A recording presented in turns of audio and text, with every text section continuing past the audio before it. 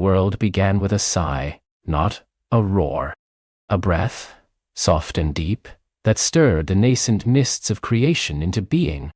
And from that breath, the Whisperwind Valley was born, a cradle nestled between the ancient, silent peaks of Athel and the shimmering, ever-singing River Lumina. It was a place where magic wasn't an act, but a presence, a gentle hum beneath the moss, a sparkle in the morning dew, a melody carried on the breezes that gave the valley its name. In the heart of this valley lived Ilara, a girl with hair the color of twilight and eyes that held the quiet knowing of someone who listened more than she spoke. Her home was not a house of stone or timber, but a hollowed-out ancient elderwood tree, its living branches forming shelves and alcoves, its roots a gentle, whispering foundation. Sunlight, filtered through leaves the shade of emeralds and jade, dappled the polished floor, dancing with the dust motes like tiny, forgotten stars. Ilara loved the valley, with a fierce, tender devotion. She knew the secret language of the glimmer moths, those iridescent creatures whose wings caught and refracted moonlight, guiding lost travelers through the deepest thickets. She understood the mournful sigh of the wind harps, the tall, slender trees whose leaves, like countless delicate chimes, sang the history of the valley to anyone with an ear to hear. She could even tell, just by the scent carried on the morning air, if the rare moonpetal mushrooms would bloom that night, their caps glowing with a soft, milky luminescence. But of all the valley's wonders, her favorite was the sky blossoms. The sky blossoms were not like other flowers. They didn't grow in soil, nor did they unfurl their petals to the sun. Instead, they were found clinging to the highest, most ancient branches of the elderwood trees, or nestled in the cracks of the Athel peaks, drawing their sustenance directly from the starlight. Once every 10 years, under the rare alignment of the twin moons of Eridur and the Star Veil constellation, the sky blossoms would awaken. Their buds, dormant for a decade, would swell and unfurl into blossoms of pure, condensed starlight, each petal a tiny, pulsating galaxy, each flower a miniature universe. The blooming of the sky blossoms was the most important event in the Whisperwind Valley. It was a time of joy, of renewal, of deep gratitude. The light from the blossoms was said to bless the valley, ensuring fertile soil, clear waters, and healthy hearts for the next 10 years. The valley folk would gather beneath the oldest elderwood, singing ancient songs as the first blossoms opened, their light chasing away the deepest shadows, filling the air with a scent like crushed starlight and morning rain. This year was the year of the sky blossoms. For weeks, Ilara had felt the quiet thrum of anticipation in the valley. The glimmer moths had been flying in tighter, more intricate patterns, their lights pulsing with an unusual energy. The windharps had begun to sing more complex melodies, weaving tales of constellations and celestial rivers. Even the normally placid River Lumina seemed to sparkle with a heightened intensity. Everyone spoke of the coming bloom, of the joy it would bring, of the beauty that would soon fill their nights. Ilara, too, felt the excitement. Each evening, as the sun dipped behind the Athel peaks, painting the sky in hues of rose and violet, she would climb to the highest, most accessible branch of her elderwood home. From there, she had a clear view of the surrounding forest, and more importantly, of the ancient elderwood at the valley's heart, the oldest and tallest of them all, where the first and most magnificent sky blossoms always appeared. She would scan its gnarled ancient branches, searching for the telltale tiny, silver-white buds that always preceded the bloom. But as the days turned into weeks, and the twin moons of Eridur grew fuller in the sky, ready for their grand alignment, Ilara saw nothing. The air grew heavy with a different kind of quiet, a watchful, worried silence. The vibrant greens of the valley seemed a shade duller, the luminous song a little softer. Even Pip, her faithful glimmer-moth companion, whose light was usually a cheerful, flickering beacon, seemed to dim slightly, his tiny antenna twitching with unease. "They should be showing by now, Pip," Ilara whispered one evening, her voice barely a breath against the rustle of the leaves. Pip, a speck of pure light hovering near her ear, chirped sadly. "The twin moons will be perfectly aligned in 3 nights, if the buds aren't out by then." She didn't finish the thought. The alternative was unthinkable. A valley without the sky blossom blessing, a decade without their light and magic, was a prospect that sent a chill through her. The next morning, Ilara sought out her grandmother, Nana Lyra. Nana Lyra was the oldest living member of the valley folk, her skin like ancient parchment, her eyes like polished river stones, deep and full of untold stories. She lived in a home woven into the roots of the valley's central elderwood, a place where the scent of dried herbs and forgotten dreams always lingered.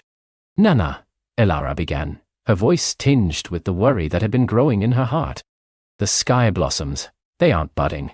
I've looked everywhere, and so have the others. There's not a single one. Nana Lyra, who had been stirring a pot of fragrant berry tea over a low-burning fire, paused, her wooden spoon hovering. Her gaze, usually sparkling with gentle amusement, was now clouded with a familiar sorrow. I know, little leaf, she said, her voice a soft rasp, like dry leaves skittering across stone. The wind has been whispering it for days, a mournful tune indeed. Elara sat on a cushion woven from Lumina reeds, Pip settling on her shoulder, his light a faint comfort. But why?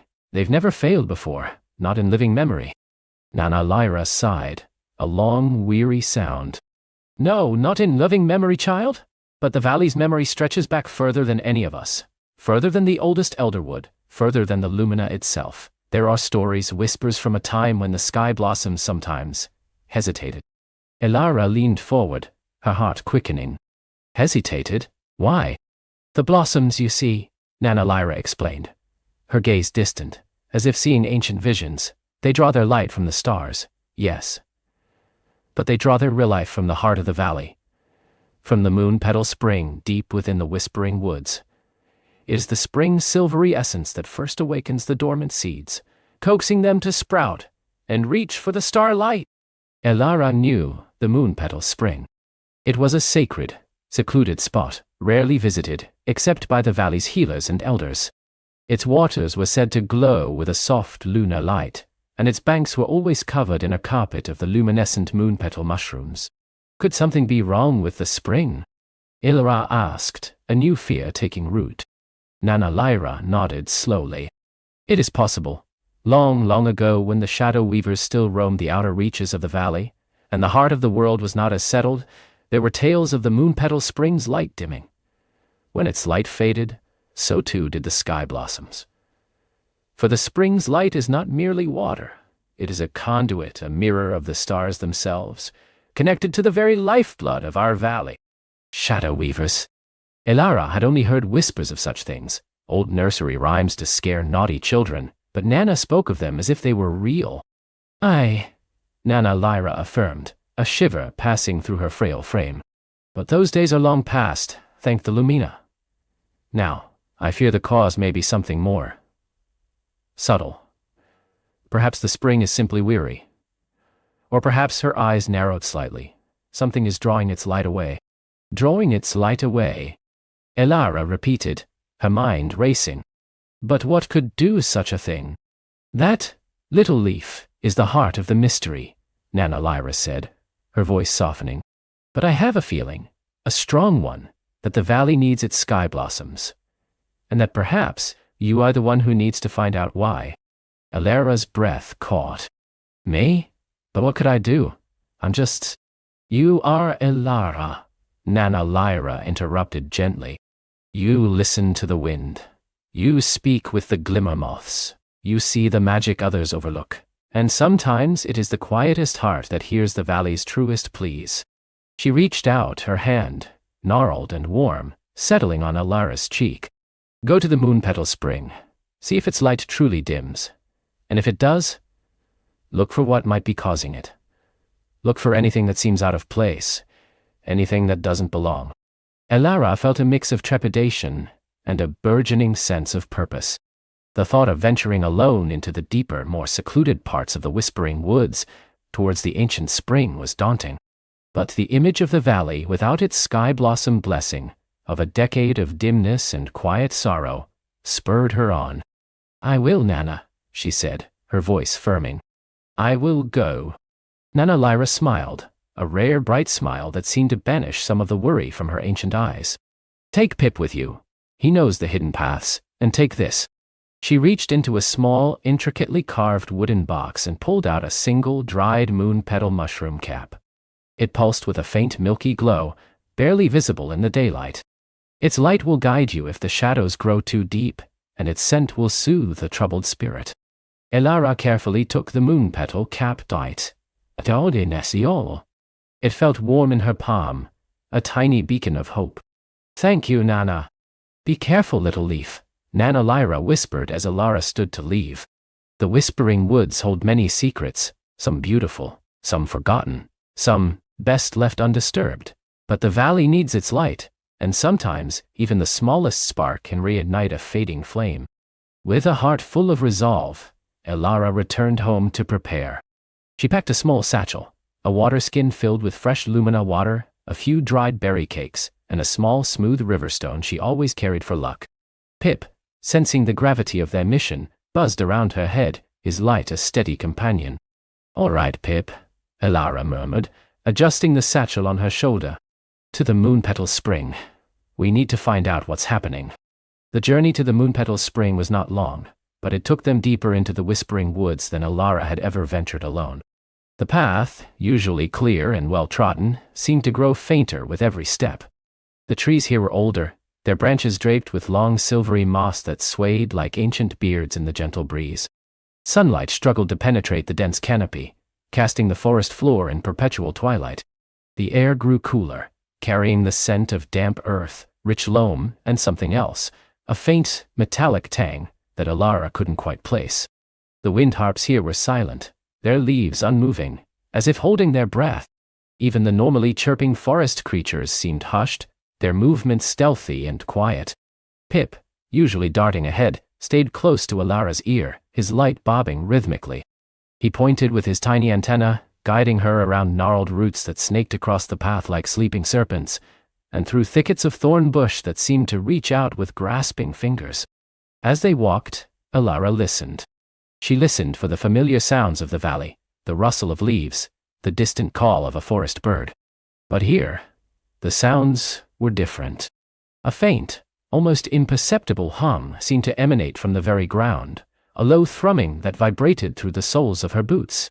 It wasn't an unpleasant sound, but it was unsettling, foreign.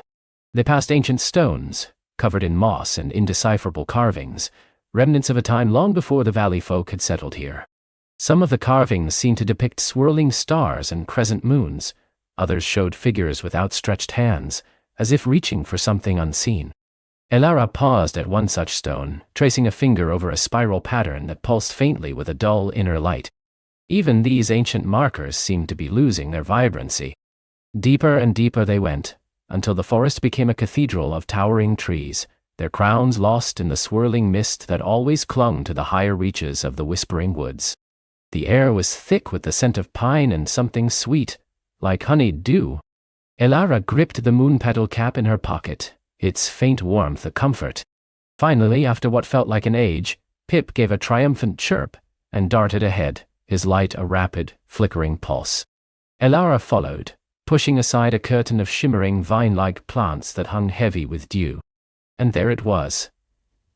The Moonpetal Spring. Elara had only seen it a few times, always with Nana Lyra, and always remembered it as a place of breathtaking, ethereal beauty. A shallow pool, almost perfectly circular. Its waters always seemed to glow with a soft, silvery luminescence, like captured moonlight. Moonpetal mushrooms, their caps radiating a gentle milky light, carpeted the banks, creating a luminous pathway around the spring. The air around it usually felt alive, charged with a gentle humming energy. But what Elara saw now was different. Drastically, alarmingly different. The pool was there, yes, its water clear and still. But the luminescence was gone. The water lay flat and dark, reflecting only the murky shadows of the trees above. There was no silvery glow, no inner light. It looked like any other forest pool, save for its unusual stillness. The moonpetal mushrooms on the banks were struggling. Their caps, usually vibrant with light, were dim, some barely glowing, others completely dark and shriveled. The ground around the spring, usually a vibrant tapestry of luminescent moss and delicate ferns, was now sparse and dry in places. The moss faded to a dull, sickly green. The air here felt heavy, still, and strangely cold, devoid of the gentle hum Elara remembered. A profound sadness settled over Elara. The very heart of the valley, the wellspring of the sky blossom's magic, was fading. Nana Lyra had been right. Something was terribly wrong. Elara knelt by the spring's edge, dipping a tentative hand into the water. It was cold, colder than it should have been, and felt inert, lifeless. She looked around, her eyes scanning the dimmed surroundings, searching for anything out of place, anything that didn't belong. And then, she saw it. Tucked away amongst a cluster of struggling moon petal mushrooms, partially hidden by a curtain of drooping silvery moss, was a strange object. It was small, no larger than her fist, and irregular in shape, like a rough-hewn stone. But it wasn't a stone. It was dark, a deep, unsettling obsidian black, and it pulsed faintly, not with light, but with a barely perceptible absence of light, a kind of inverse glow that seemed to drink in the meager surrounding luminescence. The object seemed to be tethered to the ground by thin, almost invisible tendrils that snaked out from its base, disappearing into the earth directly beneath the spring. As Elara watched, a faint shiver-inducing tremor passed through the object, and she felt a corresponding subtle drain on the warmth in her hand, still in the spring's water. This was it. This was what was stealing the light. This was what was draining the moon petal spring. But what was it? And where had it come from? Elara felt a prickle of fear, a chill that had nothing to do with the cold spring water. This was not a natural occurrence. This was something else. Pip, perched on her shoulder, let out a tiny distressed chirp, his own light flickering wildly. He seemed as unsettled by the strange dark object as Elara was. Elara slowly withdrew her hand from the water, her gaze fixed on the pulsing, light-devouring anomaly. Her heart hammered against her ribs, a drumbeat against the sudden overwhelming silence of the fading spring. She knew with a certainty that settled deep in her bones that this strange object was the key to the sky blossom's silence, and that she had to do something about it. But what? What? She had never seen anything like it. And the thought of touching it, of disrupting whatever dark magic it pulsed with, filled her with a profound dread. The valley needed its light. The sky blossoms needed their lifeblood. And Elara, the quiet girl who spoke with glimmer moths, found herself facing a mystery far deeper and more unsettling than she could have ever imagined. She pulled her hand back, not daring to touch the dark, pulsating object. Instead, she knelt, studying it with an intensity born of desperation. It was roughly spherical, about the size of a grown man's head, yet it seemed to absorb the ambient light rather than reflect it. Its surface, if it could be called that, was not smooth but subtly undulating, like hardened frozen water that still held a memory of movement. Tiny, almost imperceptible tendrils of shadow seemed to writhe just beneath its surface, like trapped smoke. "Whisper," she breathed, her voice barely a rustle of leaves. A tiny spark of light detached itself from her hair, where it usually rested, and hovered before her. It was one of her closest glimmer moths, named by its distinctive, shimmering blue luminescence. "Go closer, little one. Tell me what you feel." Whisper, usually fearless, hesitated. Its light dimmed slightly, flickering with an unfamiliar anxiety. Still, it obeyed, drifting cautiously towards the dark sphere. As it drew near, the air around the object seemed to grow heavy, thick with a palpable tension. Whisper's blue light, so pure and vibrant, began to waver, its edges fuzzing as if struggling against an invisible current. A low, almost inaudible hum vibrated from the sphere, a sound that seemed to resonate in Elara's own chest. Whisper, with a frantic flicker, darted back, bumping gently into Elara's forehead. It pulsed rapidly, a silent language of distress and warning. "Kit, repels light. It frightens even the glimmer moths." This was not merely a blockage, it was an active force, a drain. The lifeblood of the sky blossoms wasn't just Enoti reaching them, it was being consumed. "All of you," she whispered, turning her gaze to the shimmering cloud of glimmer moths that now swirled anxiously around her. "Try to sense its purpose, its nature, but do not touch it." A dozen, then 24 tiny lights spread out, forming a shimmering, hesitant arc around the dark sphere. They pulsed, they dipped, they retreated, each conveying a fragmented message of cold, emptiness, and a strange, profound hunger. Elara looked up at the silent, darkened petals of the sky blossom above them, then across the valley. The other colossal flowers, usually ablaze with gentle light, were equally dim, their vibrant colors muted to somber hues. The entire valley was sinking into a twilight that had no promise of dawn. This object, this shadow heart, as she instinctively named it, was suffocating their world. She couldn't do this alone. Her glimmer moths, for all their wisdom, were not equipped to battle such a profound darkness. She needed someone with deeper knowledge, someone who understood the ancient magic of the sky blossoms, someone who remembered the stories from before the Great Silence. Her mind immediately went to Maeve, the oldest living resident of the valley, a woman whose wrinkles held the map of 1,000 seasons, and whose eyes, though clouded with age, still gleamed with the wisdom of the earth. Maeve lived in a small, moss-covered cottage nestled deep within the Whispering Woods, a place few dared to venture, for it was said the trees there remembered old secrets, and sometimes they whispered them back. It was a long journey, especially in the growing gloom. But there was no other choice. Elara carefully marked the location of the shadow heart in her mind, imprinting the image of the silent sky blossom and the dark, pulsating dread into her memory. "Stay here, my friends," she instructed her glimmer moths, who had settled back into her hair and shoulders, their lights a comforting warmth against the encroaching chill. "Watch, but do not engage." With a heavy heart and a determined stride, Elara turned and began her ascent out of the sky blossom grove towards the Whispering Woods. The path, usually dappled with golden light filtering through the canopy of the sky blossoms and illuminated by the glow of smaller luminous flora, was now shrouded in an oppressive twilight. The air grew colder, and the usual symphony of nocturnal creatures, the chirping of star crickets, the gentle rustle of dream weasels, was hushed, replaced by an eerie stillness. Even the wind seemed to hold its breath. As she hurried, Elara noticed other troubling signs. The glowworms, usually painting the undergrowth with vibrant streaks of emerald and sapphire, were dull, their luminescence barely a spark.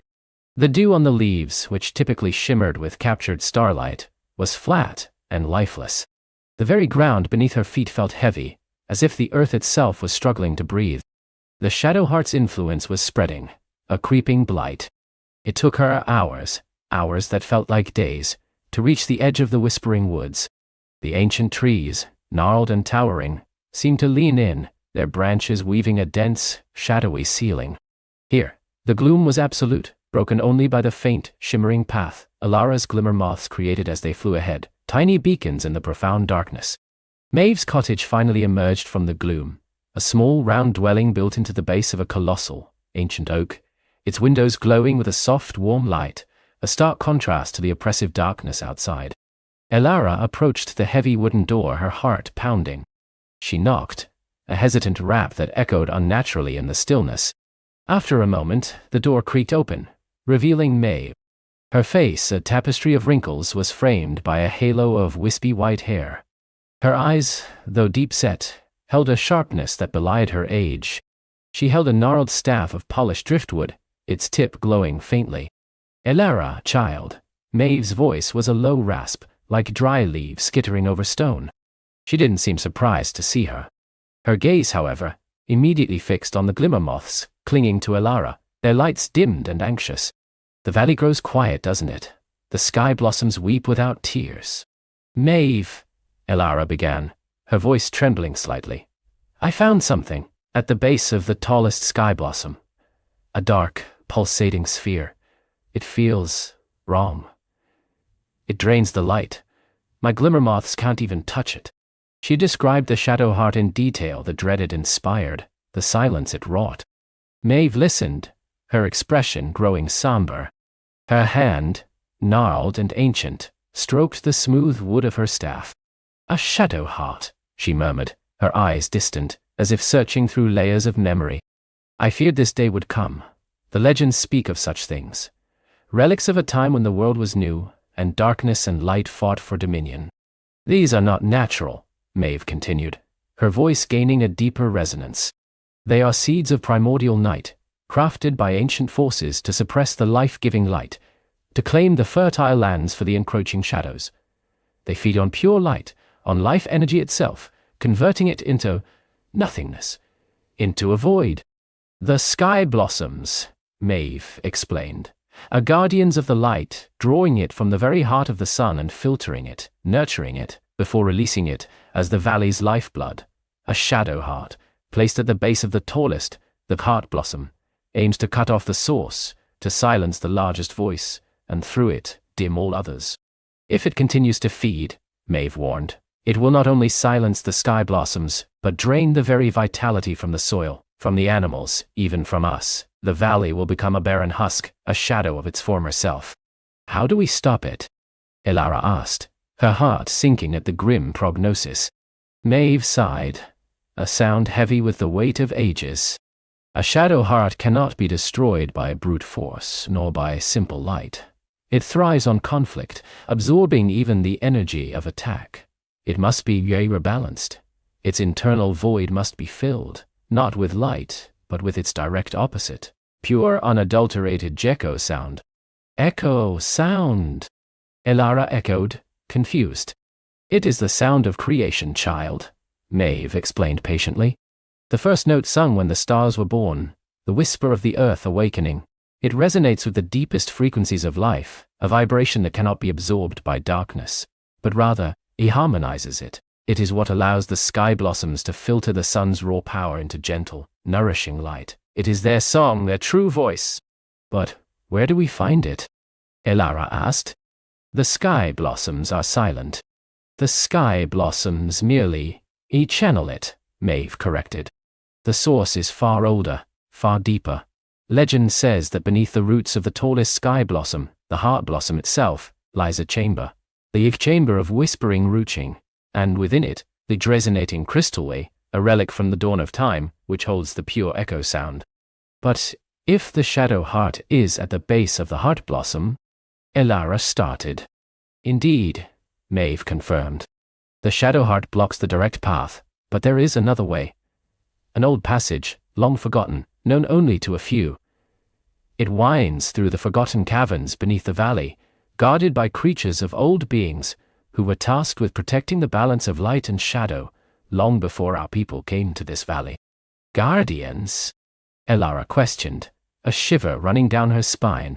The Yulum spiders of the sunken grotto, Maeve said, her voice dropping. They weave the threads of starlight, but they are fiercely protective of their domain. And deeper still, the Geestone sentinels of the deep earth, enchanted golems who slumber until the balance is threatened, then rise to test the worthiness of any who seek the resonating crystal. You, Elara, Maeve said, her gaze firm, must journey through these caverns. You must seek the resonating crystal, and you must bring its echo sound to the shadow heart. Elara felt a fresh wave of dread. She was just a quiet girl. But Maeve, I don't know if I can. I've never ventured far from the valley, let alone into deep caverns.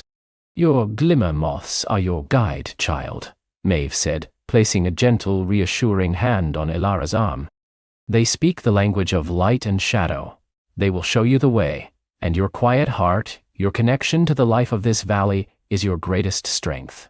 The resonating crystal will respond to a pure spirit, not a loud one. You are the one, Elara. You are the valley's hope. I cannot go with you, Maeve continued. My days of spelunking are long past, but I can give you what aid I possess. She turned and hobbled deeper into her cottage, returning a moment later with a small, intricately carved wooden box. From the box, she produced several items. A small, smooth moonstone amulet, cool to the touch, which pulsed with a faint inner light. This will guide you through the darkest passages and ward off minor shadows. A pouch filled with glow moss seating. Scatter these, and they will illuminate your path if your glimmer moths need rest. A small dried whispering root ray, gnarled and fragrant. Hold this to your ear in times of doubt. The earth will whisper wisdom to you. And finally, a scroll, tied with a silver thread. This contains ancient verses. Some are lullabies for the loom spiders, others, riddles for the stone sentinels. But only the pure of heart can truly speak them. Time is short, Elara, Maeve urged, handing her the items. Each passing moment, the shadow heart drains more. The sky blossoms grow weaker. Go. And remember, light always finds a way, even in the deepest darkness. Elara clutched the items, her dread still present, but now mingled with a surge of purpose. She had a mission. She was the valley's hope. She was Elara, who spoke with glimmer moths, and now she would speak for the sky blossoms. With a nod of thanks and a silent prayer for strength, Ilara turned and plunged back into the oppressive gloom of the whispering woods, her glimmer moths swirling around her, their tiny lights now seeming more determined, more resolute. She walked with a new purpose, towards the hidden entrance Maeve had described, a narrow fissure in the rock face, veiled by hanging vines, the gateway to the forgotten caverns, and to the fate of the valley. Ilara found the fissure Maeve had spoken of, hidden behind a curtain of thick phosphorescent moss. It was a jagged tear in the earth, barely wide enough for her to squeeze through. Taking a deep breath, she stepped into the unknown. The air inside was thick and cold, carrying the scent of damp earth and ancient stone. Her moonstone amulet, now resting against her chest, pulsed with a gentle, milky light, casting dancing shadows on the uneven walls.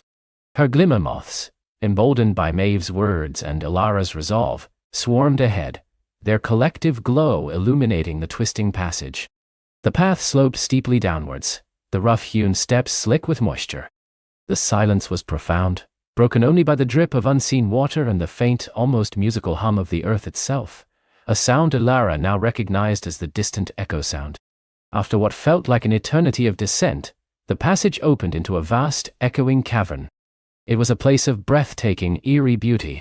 Stalactites like frozen tears hung from the ceiling, reflecting the glimmer moth's light in 1,000 fractured prisms. But what truly commanded attention were the webs. Not ordinary webs, but shimmering tapestries spun from what looked like pure starlight, stretching from floor to ceiling, forming intricate patterns that pulsed with faint, captured luminescence. And in the center of these magnificent creations, huge, multifaceted eyes gleamed in the gloom, the loom spiders. They were enormous, easily the size of a small cart, with bodies that seemed woven from twilight and limbs that moved with a graceful, unsettling fluidity. Their eyes, a kaleidoscope of emerald and amethyst, observed Ilara with an intense, unblinking focus. They didn't move to attack, but their presence was overwhelming, their silent vigil a challenge. Ilara remembered Maeve's words, lullabies for the loom spiders. She carefully unrolled the scroll, her hands trembling slightly. The ancient verses were not meant to be read, but sung. Taking another deep breath, she began to hum, a soft, melodic tune that started deep in her chest and resonated through the cavern. The words, when they came, were like a gentle breeze, speaking of starlight and moonbeams, of the delicate dance of creation and the quiet beauty of the cosmos. As she sang, the loom spiders shifted.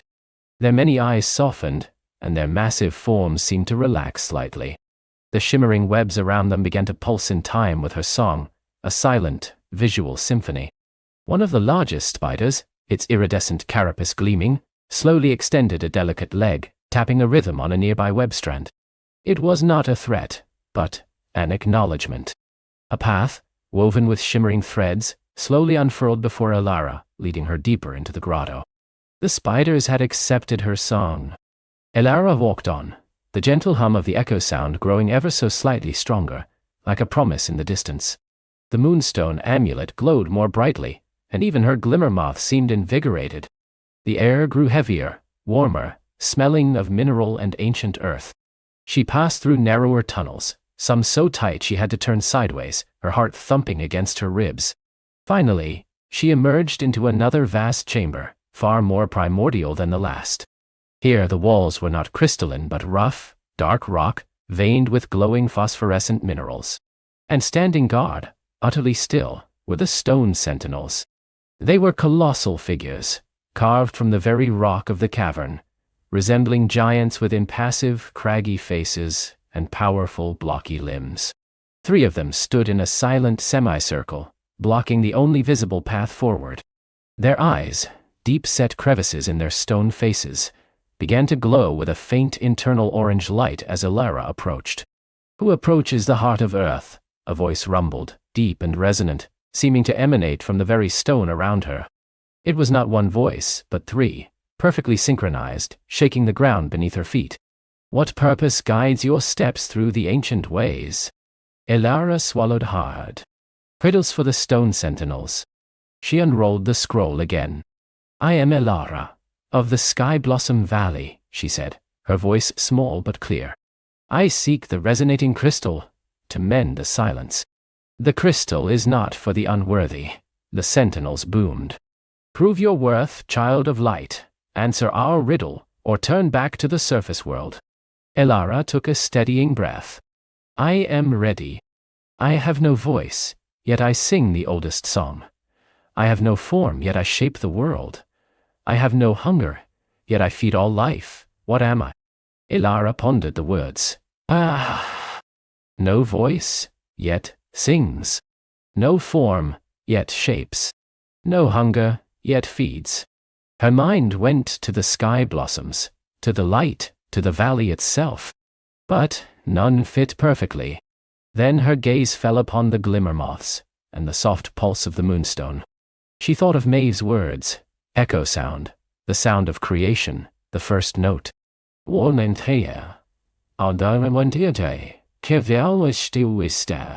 Is it the echo sound? She ventured, her voice a hesitant whisper. The glowing eyes of the stone sentinels flickered. The rumbling voice spoke again, less thunderous this time. Indeed, the echo sound is the song of pure creation, ever present, ever shaping, ever feeding. Though it holds no form or hunger, it is the breath of the world. The central sentinel, with a groan of grinding stone, slowly shifted its colossal weight, revealing a narrow archway behind it. The path is open, child of wisdom. The resonating crystal awaits. With a profound sense of relief, Elara passed through the archway. The passage beyond was short, leading into a breathtaking final chamber. This was the chamber of whispering Rootsiengai. Here, the very roots of the heart blossom, ancient and thick as tree trunks, descended from the ceiling, glowing with a soft inner vitality. They pulsed with a gentle emerald light, weaving a living tapestry around the chamber. And in the very center, nestled within a cradle of these luminous roots, was the glistening crystal eye. It was not a single crystal, but a cluster. A geode of purest quartz, each facet shimmering with a soft ethereal light that seemed to shift between all colors of the rainbow. It hummed with a deep resonant vibration that Elara could feel in her very bones, a sound that was both heard and felt. It was the purest form of the echo sound, the heart of the valley's magic, waiting. Elara approached, awestruck. Her glimmer moths, sensing the pure energy, swirled around the crystal in a joyous dance, their lights flaring brighter than she had ever seen them. The moonstone amulet on her chest pulsed in harmony. She reached out a tentative hand, not to touch the crystal directly, but to cup the air around it. The echo sound flowed around her, through her, a warm, vibrant energy that sang of life and renewal. It was the antithesis of the cold, draining silence of the shadow heart. But how do you take it? How to carry this pure, vibrating energy back to the shadow heart? Maeve hadn't specified. As she wondered, a thought stirred in her mind, prompted by the gentle hum of the whispering root Maeve had given her, which she still clutched in her other hand. With a root will whisper, wisdom. Nayani Nanter, count you. She held the dried root to her ear. And indeed, a faint, almost imperceptible whisper seemed to emanate from it, not in words, but in a feeling, a knowing. You are a channel, Elara. You speak with light. You can carry sound. Wanted. Her glimmer moths, as if understanding her unspoken question, began to coalesce, forming a small shimmering orb of concentrated light. The orb pulsed with their collective energy, drawing in the echo sound from the resonating crystal. The crystal itself seemed to glow brighter, as if delighted to share its song. The orb of glimmer moth light began to vibrate, to whom with the echo sound, a perfect vessel. Elara carefully cupped her hands, and the orb of glimmer moth light, now infused with the shimmering, vibrating echo sound, settled gently into her palms. It was warm, alive, pulsing with the very essence of the valley's life. She had found it. She had passed the trials. Now, she had to return. The journey back, she knew, would be just as perilous, and the final confrontation with the shadow heart awaited. But now, she carried the valley's hope in her hands, a beacon against the encroaching darkness. Her quiet heart was filled with a fierce determination. She would not fail. Elara felt the echo sound thrumming in her hands, a living heart against her own. It wasn't just warm, it was a resonance, a symphony of silenced voices and forgotten light, all condensed into a single, radiant sphere. The cavern, which moments before had felt vast and indifferent, now seemed to acknowledge its presence. The deep, crystal-laced walls around her began to glimmer with an internal luminescence, a soft, responsive pulse that mirrored the echo sound. She looked at the path she had ascended, the precarious ledges, the slippery moss, the narrow chasm she had bridged with a desperate leap. It looked impassable in reverse.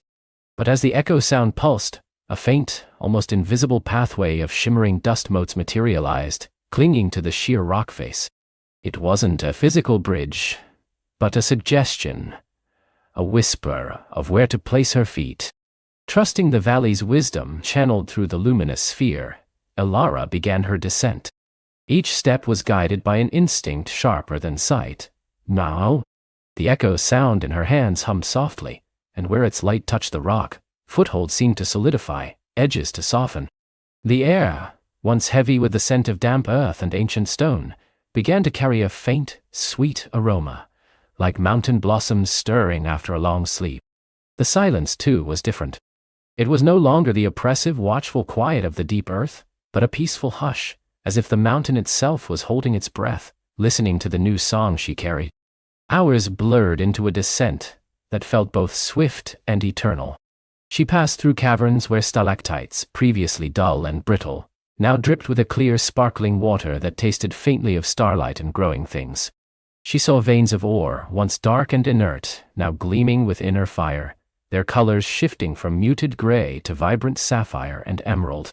The mountain was not just a passage, it was a living entity, reawakening around her, responding to the echo sound like a slumbering titan to a forgotten lullaby. As she neared the base of the highest peaks, where the mountain's roots began to intertwine with the forest floor, the signs of the Shadow Heart's influence grew more pronounced. The gentle glow emanating from the echo sound seemed to push against a subtle, encroaching chill. Patches of moss on the cavern walls, once vibrant, now appeared brittle and gray, crumbling to dust at the slightest touch. The sweet aroma of mountain blossoms was occasionally tainted by a faint acrid scent, like burnt leaves. Elara clutched the echo sound tighter. Its warmth was a comfort, but also a warning. The journey back would not be a mere retracing of steps. The Shadow Heart would know. It would feel the surge of light, the ripple of hope she carried. She emerged from a narrow fissure in the rock face, not into the familiar starlit mountain night, but into a twilight that felt wrong. The sky was a bruised purple, and the stars, usually a diamond dust against velvet, were obscured by a swirling, low-lying mist that seemed to drink the light. The trees, the ancient, silent sentinels of the whispering woods, stood like skeletal fingers against the ominous sky, their branches stripped bare, their leaves gone, or shriveled to black husks. This was the edge of the blight, the Shadow Heart's chilling breath made manifest. A shiver, not entirely of cold, ran down Elara's spine. The echo sound pulsed more urgently in her hands, casting a wider, warmer circle of golden light against the encroaching gloom. Within this circle, the mist seemed to thin, and a faint, almost imperceptible green shimmer appeared on the skeletal branches closest to her. She took a deep breath, the air tasting metallic and stale. "I hear you," she whispered to the echo sound, a silent promise to the valley.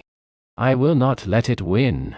The Whispering Woods had always been a place of gentle secrets and ancient magic. Sunlight dappled through its canopy, illuminating carpets of emerald moss and wildflowers of every hue. The air hummed with the murmur of unseen creatures, the rustle of leaves like hushed conversations, and the distant soothing song of the sky river. Now, it was a mausoleum. The mist thickened as Elara pushed deeper, clinging to her clothes, seeping into her bones. The ground beneath her feet was no longer soft earth and fallen leaves, but a dry, cracked soil, littered with blackened twigs that snapped like old bones. The trees, once towering guardians, were now twisted and gnarled, their bark flaking away to reveal dark, unnatural stains. The silence was profound, broken only by the mournful sigh of the wind through barren branches, a whisper that carried no secrets, only sorrow. The echo sound was her only beacon. Its golden light was a defiant splash against the encroaching dark, and with every step, Elara felt its energy pushing against the blight.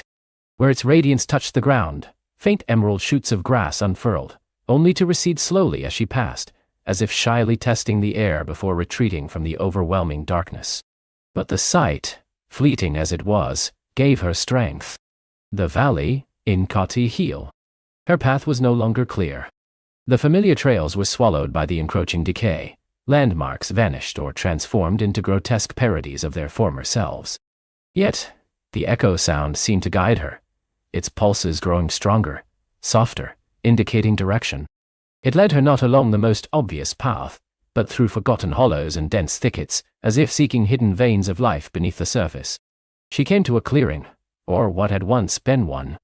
In its center stood a colossal ancient oak, the oldest tree in the valley, known as the heartwood. Its leaves had always been the first to unfurl in spring, the last to fall in autumn, and its trunk had been wide enough for a dozen children to play hide and seek within its gnarled roots. Now, it was a monstrous silhouette. Its branches were like frozen lightning, utterly devoid of life, and its once mighty trunk was cracked and oozing a thick, tar-like substance that smelled of decay. A heavy, palpable gloom emanated from it, colder and denser than the surrounding mist. As Elara approached, the echo sound pulsed violently in her hands, vibrating with a desperate energy. The golden light intensified, pushing back the gloom from the heartwood. She could almost feel the ancient tree's pain, a deep, resonant ache that echoed the sorrow of the entire valley. Suddenly, from the shadows beneath the gnarled roots, figures began to stir. They were not living creatures, but constructs of the shadow heart, twisted tangles of roots and bark, animated by a malevolent, silent will. Their eyes, if they could be called that, were pinpricks of dull red light, and they moved with a jerky, unnatural grace, emerging from the gloom like nightmares given form. There were perhaps 6 or 7 of them, each as tall as Elara, their thorny limbs ending in sharp, claw-like appendages. These were the Shadow Weavers, the vanguard of the Blight, sent by the Shadow Heart to intercept any flicker of hope. Elara gripped the echo sound tightly, her heart thumping a frantic rhythm against her ribs. She had faced trials of nature, trials of spirit, but never direct confrontation with the Shadow's minions. Fear, cold and sharp, tried to prickle its way into her resolve. But then she felt the echo sound's warmth, its unwavering pulse, and a fierce surge of determination replaced the fear. She was not alone. The Shadow Weavers advanced, their silent movements punctuated by the rustle of their dead leaves and the soft scraping of their root-like feet on the blighted earth. They formed a semicircle, slowly closing in. Elara didn't know what the echo sound hid beyond bringing light and warmth. She had never used it as a weapon, but she instinctively raised it, holding it out before her like a shield. As the first Shadow Weaver lunged, its thorny arm extended, the echo sound flared. A wave of pure, golden light, vibrant and alive, surged outwards from it. It wasn't a destructive blast, but a wave of yesensing. Where it touched the Shadow Weaver, the tar-like substance oozing from its bark recoiled, hissed, and then evaporated into wisps of gray smoke. The dull red pinpricks of light in its eyes flickered, dimmed, and then vanished. The creature froze, its thorny arm suspended in midair, before collapsing into a heap of dry, brittle branches and dead leaves, utterly inert. The other Shadow Weavers faltered, their malevolent will momentarily disrupted. They hissed, a sound like wind through a hollow bone, and then lunged again, more cautiously this time, attempting to flank her. Elara realized the echo sound wasn't destroying them in a violent burst, but rather dissolving the corruption that animated them. It was purifying, not obliterating. She focused, channeling her own determination into the sphere. She didn't fully understand how, but she felt a connection, a resonance between her quiet heart and the valley's beating one. She stepped forward, not retreating, and swept the echo sound in an arc before her. Another wave of golden light pulsed outwards, brighter this time, like a ripple in a golden pond. It washed over 2 more Shadow Weavers, and they too hissed, staggered, and disintegrated into piles of inert matter. The remaining Shadow Weavers, now only 4, recoiled further, their red eyes glowing with a renewed cautious malevolence. They seemed to hesitate, sensing the power of the echo sound, a power fundamentally opposite to their own. They began to circle her, attempting to find a blind spot, a weakness in her defense. Elara, though breathless, felt a strange calm settle over her. The echo sound pulsed steadily, a warm, reassuring weight. She was learning. It wasn't about brute force, but about presence, about the unwavering essence of life itself. She focused her gaze on the heartwood, on the oozing black tar, on the ancient trees suffering. The echo sound responded, a low hum emanating from it, growing in intensity. It wasn't just pushing back the shadow weavers, it was reaching out to the tree. As the shadow weavers prepared for another assault, Ilara closed her eyes for a brief moment, concentrating. She imagined the valley as it once was, vibrant and full of light, and she poured that image, that hope into the echo sound. When she opened her eyes, a soft emerald glow, distinct from the echo sound's golden radiance, pulsed around the sphere. She extended her hand towards the heartwood. The emerald light surged from the echo sound, a gentle tendril of pure life. It touched the cracked bark, the oozing tar.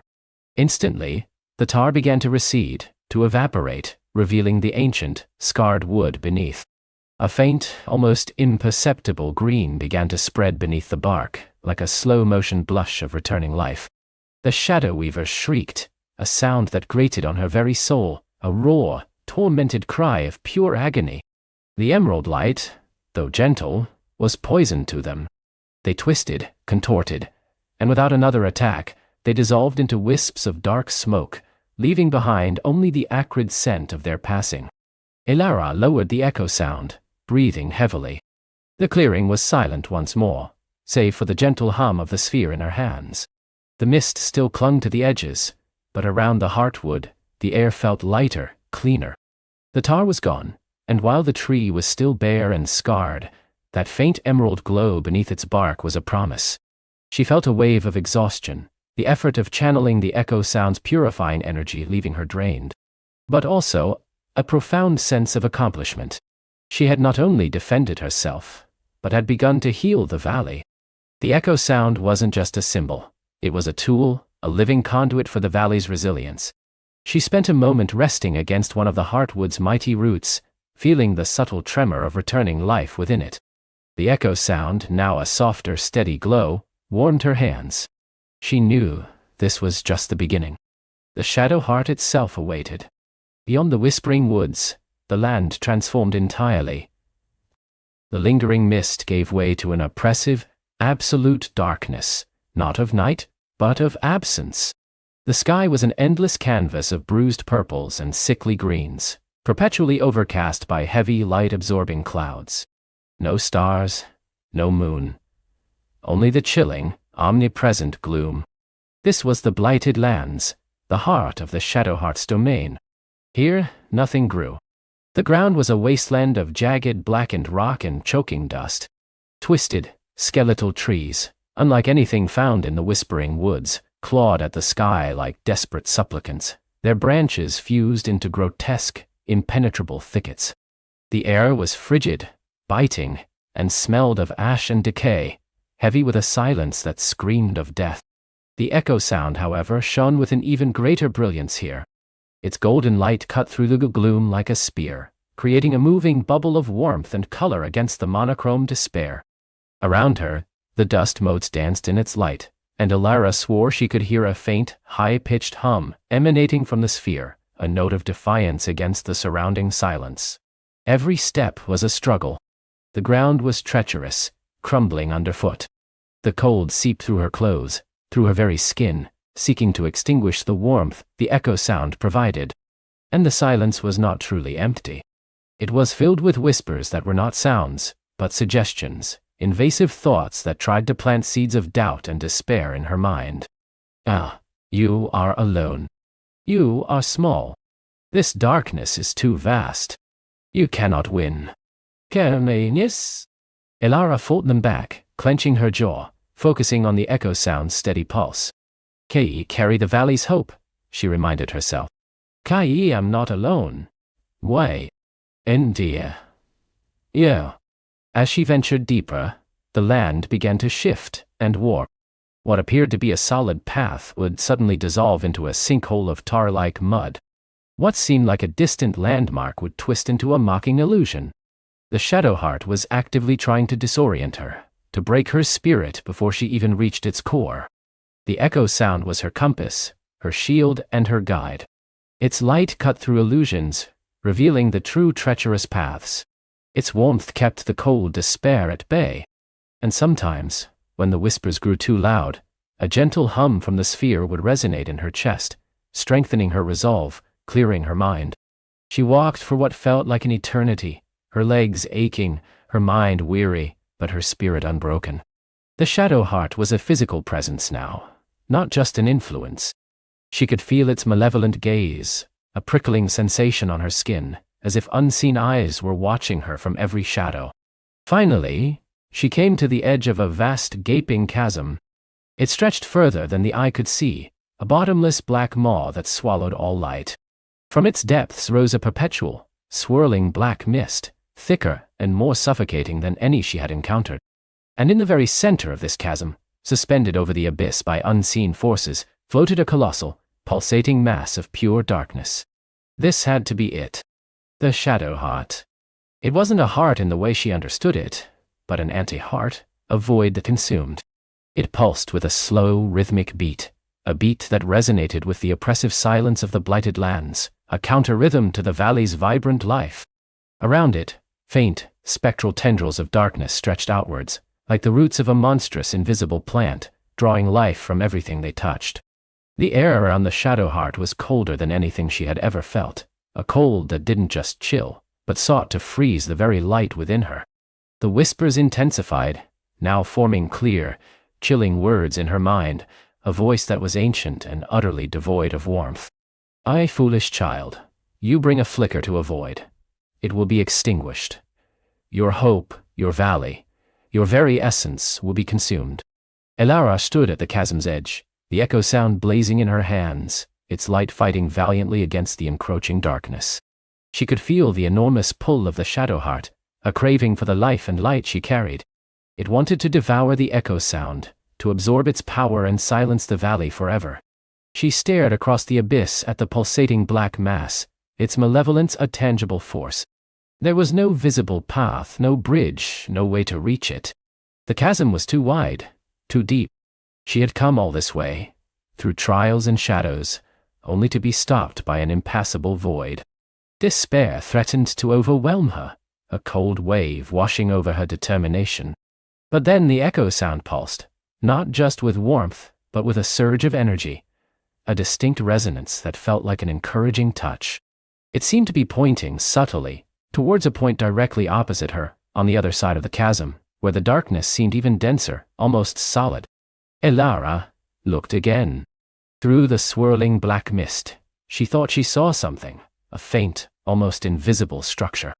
It was a ruin, perhaps, or a colossal, blighted edifice, half swallowed by the gloom. And it seemed to be connected to the shadow heart, like a central altar or a prison. The echo sound vibrated, urging her forward. It wasn't asking her to cross the chasm directly to the shadow heart. It was showing her a way ingeranding or right through the chasm, to that ominous structure on the far side. Her heart hammered. The final confrontation was not just with the shadow heart itself, but with whatever guarded it, whatever ritual or mechanism held it in place. The journey was not over. It was only just beginning to reach its true climax. She took a deep breath, the frigid air burning her lungs. The voice of the shadow heart echoed in her mind, "You cannot pass. This is the end of your futile quest." But Elara, clutching the radiant echo sound, looked across the chasm, not with despair, but with a renewed, fierce determination. She would find a way. She would bring the valley's hope to its heart. She would not fail. The story of the valley and of Elara was far from over. The echo sound pulsed in her hand, warm and vibrant. It wasn't just light, it was resonance. Elara closed her eyes, listening not with her ears, but with her heart, to the faint, lingering songs of the valley carried on the wind, the rustle of leaves, the murmur of the forgotten stream, the distant chirping of frost-touched crickets. She focused these echoes, drawing them into the crystal. The echo sound flared, humming a melody so pure it vibrated through her very bones. Then, with a bold step, Elara extended the crystal. From its heart, slender threads of solidified sound, luminous and shimmering, arced across the yawning abyss. They weren't a bridge of stone, but a path woven from pure light and harmony, shimmering with all the colors of a dawn sky. Each step on the resonant pathway sent a gentle tremor through her, a reminder of the valley's living spirit beneath her feet. The shadow heart roared its fury, sending gusts of icy wind to tear at her. But the melodic bridge held firm, vibrating with an unbreakable resilience. Elara crossed, her gaze fixed on the entrance to the shadow heart's domain, a gaping maw in the obsidian cliff, radiating a palpable chill. Inside, the air grew heavy, pressing down like a blanket woven from silence and sorrow. The cavern was vast and silent, carved from polished black rock that seemed to drink all light, even the soft glow of the echo sound. Jagged spires of obsidian clawed at the unseen ceiling, their tips dripping with what looked like frozen shadows. In the very center, upon a throne of raw, unhewn despair, pulsed the shadow heart itself. It wasn't a heart of flesh, but a swirling vortex of absolute darkness, a void that absorbed every whisper of hope, every flicker of joy, leaving only a profound, aching emptiness. "You have come," the voice boomed, no longer an echo, but a chilling presence that filled the cavern. "To offer me your light, it will be consumed as all things are." Tendrils of shadow stretched from the vortex, testing the air around Elara, seeking weaknesses, fear. Elara stood firm, clutching the echo sound. Its warmth was her shield against the cold despair emanating from the shadow heart. "I have not come to offer my light," she declared, her voice steady despite the tremor in her heart. "I have come to offer you yours." The vortex pulsed a soundless scoff. "I have no light, only the truth of what this valley has become, cold, silent, forgotten." Visions flickered in the air around her, the valley covered in eternal frost, the villagers' faces etched with sorrow, the echo sound shattering into dust. The shadow heart sought to drown her in doubt, to show her the futility of her quest. But Elara focused on the echo sound. She remembered the warmth of the sun on the valley floor, the laughter of children playing by the river, the scent of summer blossoms, the deep, resonant hum of the ancient stones before the silence. She poured these memories, these vibrant, living sounds of the valley, into the crystal. The echo sound pulsed brighter, its melody rising, not a defiant shout, but a gentle, insistent song that began to fill the cavern. The shadow heart recoiled, the visions flickering and fading. "What is this?" it hissed, its voice losing some of its chilling certainty. "This is the valley's song," Elara whispered, stepping closer, the light from the echo sound pushing back the oppressive darkness. "The song it forgot, the song you hold captive, not out of malice, but out of a deep, aching loneliness." She understood now. The shadow heart wasn't an invading evil, it was the valley's own sorrow. Its grief over losing its vibrant music coalesced into a form of despair. It was the lost harmony, trapped and twisting in on itself. With a surge of courage, Elara extended the echo sound fully towards the shadow heart. Its pure, resonant melody, a tapestry of all the valley's forgotten sounds, began to weave itself around the swirling darkness. It wasn't an attack, it was an embrace. The light from the crystal didn't try to obliterate the darkness, but to intertwine with it, to remind it of its true nature. The shadow heart thrashed, a silent scream of resistance, but the song was relentless, gentle yet unyielding. Slowly, impossibly, the swirling vortex began to change. The absolute blackness softened, becoming a deep, velvety indigo. The sharp edges of despair blurred, yielding to a profound, resonant hum that vibrated in harmony with the echo sound. The shadows didn't vanish. They became the deep, grounding bass notes of a magnificent symphony. The shadow heart was not destroyed, but healed, integrated. It was no longer a void of sorrow, but the valley's deep, steady, underlying pulse, ready to support the vibrant melodies once more. A wave of warmth, soft and comforting, washed over Elara. The cavern, once a tomb of silence, now hummed with a quiet, powerful energy. Outside, the effect was instantaneous and breathtaking. A brilliant, golden light burst from the chasm, spilling across the valley like spilled honey. The thick frost shimmered, then dissolved into sparkling dew. Dormant buds on skeletal trees unfurled into vibrant green leaves, then burst into blossoms of every color. The frozen river groaned, then surged forward, its waters rushing with a joyous, liquid song. The silent stones that had guarded the valley for so long began to glow with an inner luminescence, emitting a soft, ethereal chime. Elara emerged from the chasm, the echo sound still warm in her hand, its light now a steady, gentle glow. The valley below was transformed, vibrant and alive, humming with a symphony of renewed life. The villagers, drawn by the sudden warmth and light, emerged from their homes, their faces alight with awe and wonder, tears of joy streaming down their cheeks. They didn't need to ask. The valley's song, clear and strong, filled the air, answering every question. Elara smiled, a deep, peaceful contentment settling in her heart. She had done it. She had brought the valley's hope back to its heart, not by conquering darkness, but by reminding it of its own lost light.